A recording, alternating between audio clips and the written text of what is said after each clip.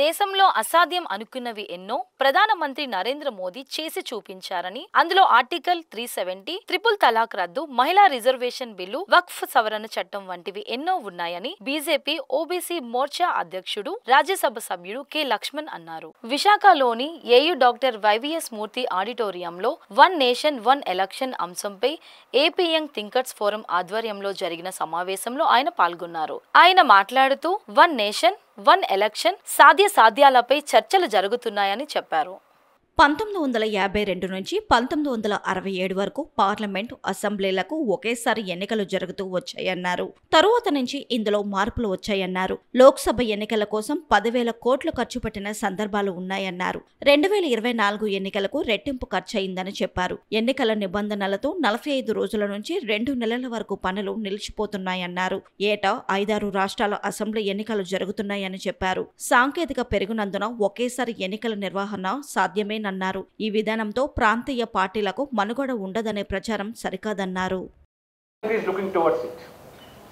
మీరందరూ కూడా విజ్ఞులు, విద్యావంతులు. అందుకని ఇవాళ నరేంద్ర మోడీ గారు బిల్లు ప్రవేశపెట్టిన తర్వాత పార్లమెంట్లో ప్రతిపక్షాలు అల్లరి చేసి, గొడవ చేసి దాన్ని తిప్పి పంపాలని చెప్పినప్పుడు ఇవాళ ఒక సహృదయంతో మోదీ గారు ఒక జాయింట్ పార్లమెంట్ కమిటీ ఇంకా విస్తృతంగా దీన్ని చర్చ జరపండి, ఆ రకంగా ప్రజల యొక్క మద్దతు కూడగట్టండి,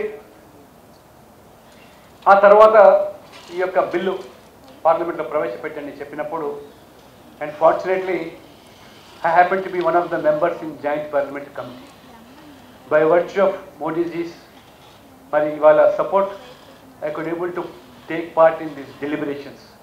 రెగ్యులర్గా నెలకు 4-5 సార్లు మరి గంటల తరబడి ఇవాళ డిబేట్స్ జరుగుతూ ఉన్నాయి. ఇవాళ పార్లమెంటు, జాయింట్ పార్లమెంట్ కమిటీలో అన్ని పార్టీల సభ్యులందరూ ఉన్నారు.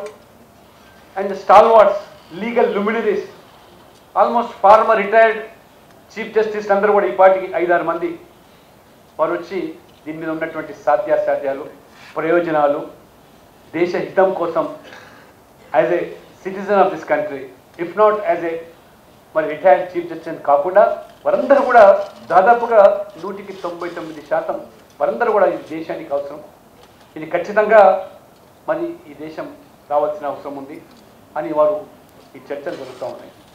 కాబట్టి ఈ సందర్భంలో పార్టీ కూడా ఒకవైపు ప్రైమ్ మినిస్టర్ మోదీ గారు, రెండో వైపు పార్టీ ప్రెసిడెంట్గా జేపీ నడ్డా గారు let us outreach on this issue to the public.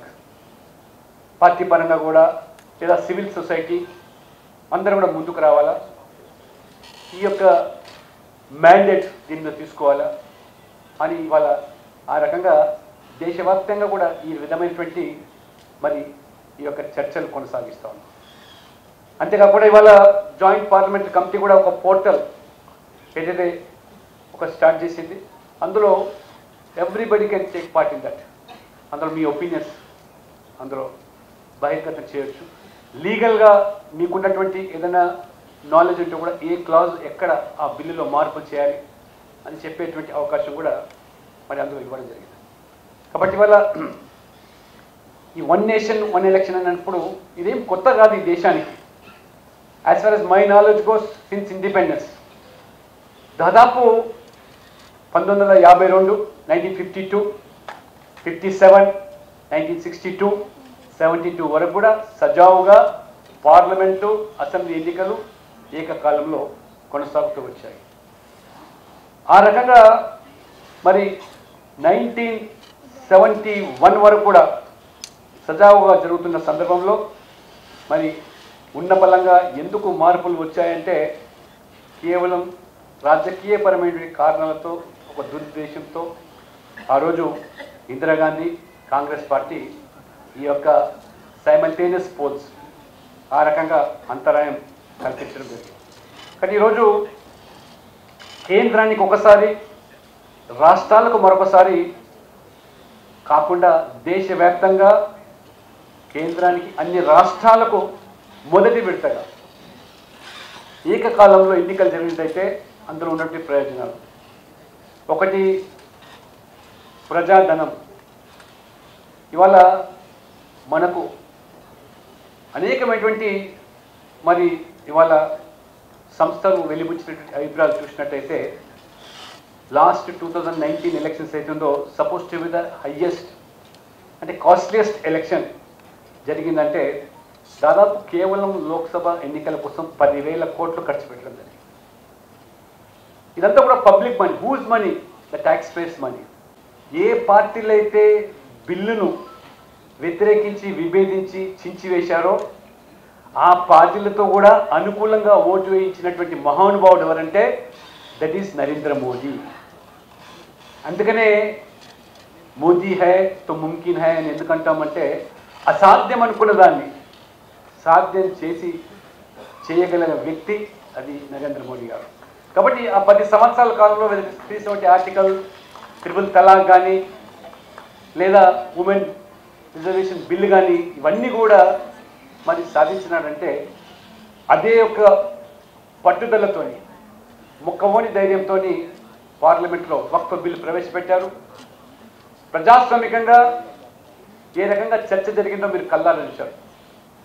2 సభల్లో కూడా త్వరగా ప్రజాస్వామ్యం మీద నమ్మకం ఉన్నటువంటి వ్యక్తిగా ఉదయం 4 గంటల వరకు కూడా డిబేట్, అన్ని పార్టీల సభ్యులు వాదోపవాదాలు, అనుకూలంగా వ్యతిరేకంగా, చివరికి 2 సభల్లో కూడా కేవలం 240 మంది సభ్యులు ఉన్నటువంటి మరి ఈ యొక్క పార్టీ ఏ రకంగా వక్ఫ్ బిల్లును కూడా మరి ఆమోదింపజేశారో that credit goes to again Narendra Modi.